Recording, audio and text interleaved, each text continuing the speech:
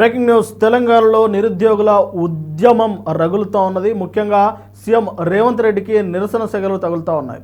ఈరోజు ఉదయం 11 గంటలకు సీఎం రేవంత్ రెడ్డి గారు అలాగే ఇతర మంత్రులు కలిసి ఆర్టీసీ క్రాస్ రోడ్లో ఉన్న ఒక ప్రైవేటు షాపింగ్ మాల్ను ఓపెన్ చేసేందుకు వెళ్లేందుకు సిద్ధమైనట్లు తెలుస్తూ ఉన్నది. ఈ నేపథ్యంలో అక్కడ నిరుద్యోగులు పెద్ద ఎత్తున తరలి వచ్చారు. సీఎం రేవంత్ రెడ్డికి తమ నిరసన సెగలు తెలియజేస్తాలని చెప్పేసి వారు పెద్ద ప్లాన్ తోటి అక్కడికి వచ్చినట్టు తెలుస్తూ ఉన్నది. వందలాది మంది నిరుద్యోగులు రోడ్లపైకి రావడంతో ఇక పోలీసులు భారీ మొత్తంలో మోహరించారు.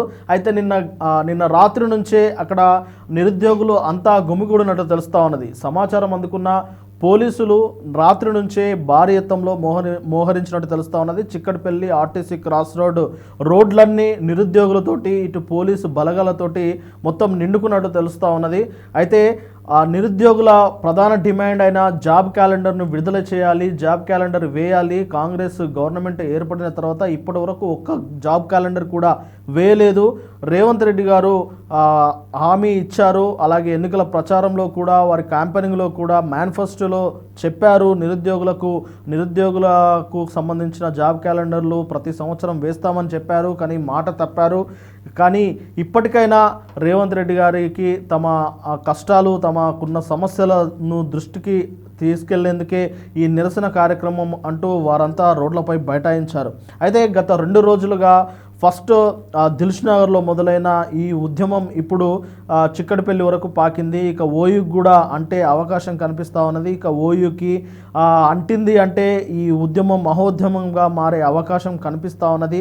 అయితే దీని వెనకాల పొలిటికల్ శక్తులు ఉన్నాయి, ప్రతిపక్ష పార్టీల నేతల ప్రోద్బలం ఉన్నది. అందుకే వీరంతా ఇలా రోడ్లపై బైఠాయిస్తున్నారని కాంగ్రెస్ శ్రేణులు కాంగ్రెస్ నేతలైతే చెబుతూ వారి నిరసనలను నీరుగార్చే ప్రయత్నం చేస్తూ ఉన్నారనేది విశ్లేషకుల భావిస్తూ ఉన్నారు.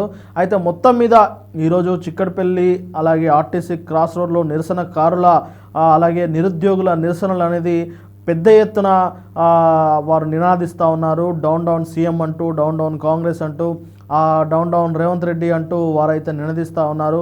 నిరుద్యోగులందరూ రోడ్డుపైకి రావడంతో ఇప్పుడు పోలీసు బలగాలంతా వారి వెంటే ఉన్నారు. ఎక్కడ ఎలాంటి అవాంఛనీయ పరిస్థితులు అవాంఛనీయ ఘటనలు జరగకుండా శాంతి భద్రతల నడుమ తమ నిరసన కార్యక్రమాలను జరిగేలా చూసుకుంటున్నామని పోలీసులు చెబుతూ ఉన్నారు. అయితే వారిని నిర్బంధిస్తూ ఉన్నారని, వారి నిరసనను అణచివేస్తూ ఉన్నారు. వారు ధర్నా కూడా పూనుకునే అవకాశం ఉంది.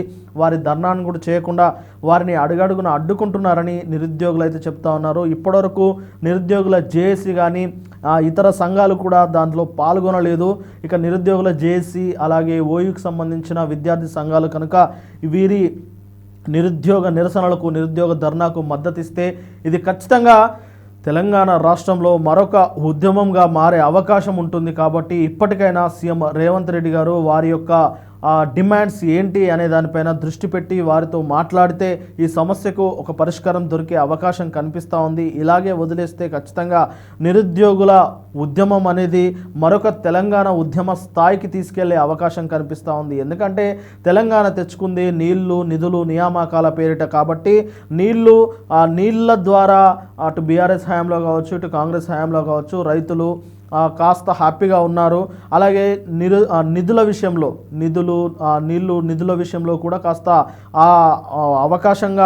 అవకాశాలు అయితే కలిసి వస్తూ ఉన్నాయి.